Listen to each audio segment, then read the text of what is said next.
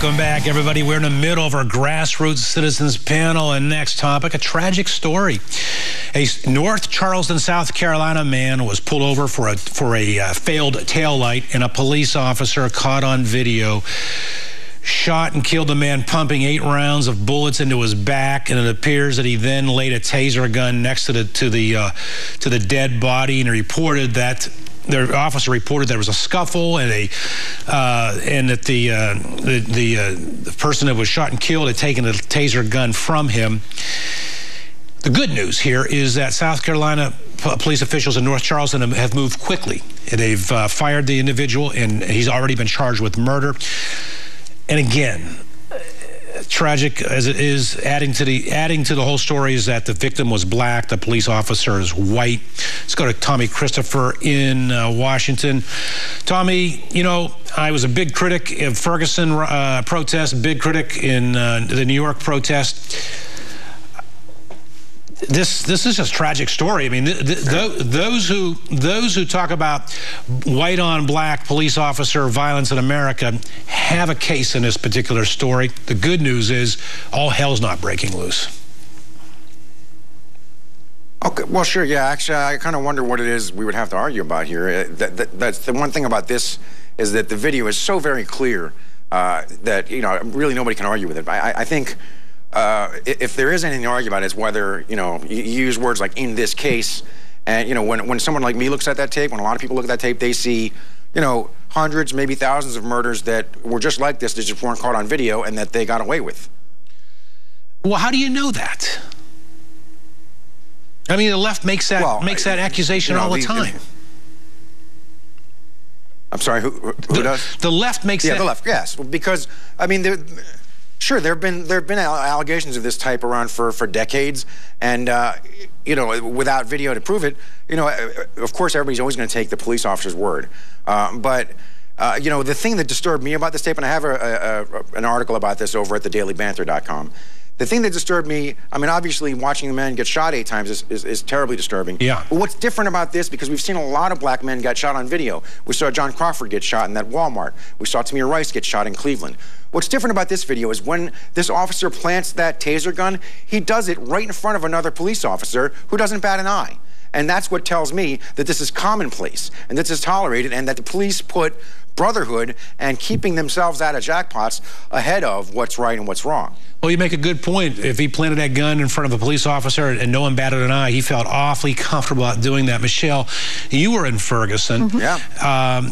In this instance, are you at all surprised? Do you believe that perhaps Ferguson, I should ask, the uproar that we all complained about in Ferguson, yeah, sure, is it what has led the authorities in Charleston to act quickly in this case, do you suppose? I think they've taken the evidence that they have and moved with that. I think the most important thing is that we do look at the evidence that's there. One of the problems with Ferguson is that there were a lot of accounts of varying degrees, and it was what was put in the court of public opinion on the media, and a lot of legislators standing up in Congress doing this hands up, don't shoot thing, not based on the facts. Well, I hate to cut in here, but also I hate to cut in here, but I also would like to point out that, you know, the problem in Ferguson also had to do with the police who were investigating themselves, not collecting a lot of types of evidence. Go ahead, Michelle. That's interesting. So, well, why is that interesting? You disagree with that? Because they did everything. Eric Holder's Department of Justice did everything they could to try and bring charges against this police officer, and even they had to come out and say we couldn't find anything to charge him with. When everybody was in uproar, even after the grand jury announcement came out, and that was based on a group of people looking at the facts in the situation, and still people came out and said, no, that's not the truth. And you've got somebody that... But that's garbage in and garbage out. They let the shooter process his own weapon. They didn't measure the distance from the car. They didn't collect all kinds of evidence. So it doesn't, you know, Holder doesn't have a time machine. He can't go back and find evidence that wasn't collected. But I'm sorry, go ahead. They went and analyzed the whole situation. They did, I think, 3 autopsies in the course of it. And I think that they went through and looked at all the facts, and they pulled all the evidence that they had, that they did have plenty of evidence. It seems like the resources were here to do all they could to bring this police officer down. Ernie, as someone who's a founder of Citizens Against Agenda 21, I want to get your reaction to this related to this story. Al Sharpton is now saying that this is yet more evidence why we need to federalize, nationalize the police force. And those that perhaps in the past were against such a move are starting to say, you know what, maybe we should.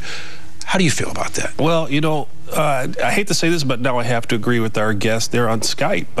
And he's not on Skype, he's in Washington, D.C. He's in Washington, D.C. There is a brotherhood. And when you saw that cop stand there and watch another officer drop possible evidence to make it look like something happened, that's scary, because that means that they're working as a gang. They're working like a bunch of crooks. Now, maybe they're good cops. That cop who did that shooting is not a good cop. Of course. There is no way you shoot anybody in the back, and anybody that's taken any gun classes knows that's an execution. That was a person being executed in the back. You don't shoot anybody running. Now, you'll say, and I've always stood by the police and said, we have a lot of good cops. I say that. Yeah. But when you're driving in a car now and you're a black man, you don't know if that's a good cop behind you or one of these cops behind you, so it makes you apprehensive. So should we federalize the police force? That's a good question. I think right now, the police, the good police, I think the good police need to start outing the bad police. I used to be a firefighter. We know who the bad firefighters were. The cops need to start outing who these bad cops are that do this, and they know who these guys are. They know who is trigger happy. I think I saw a movie about that one starring Al Pacino called Serpico. There you go. Didn't work out so well. Didn't work out. All right.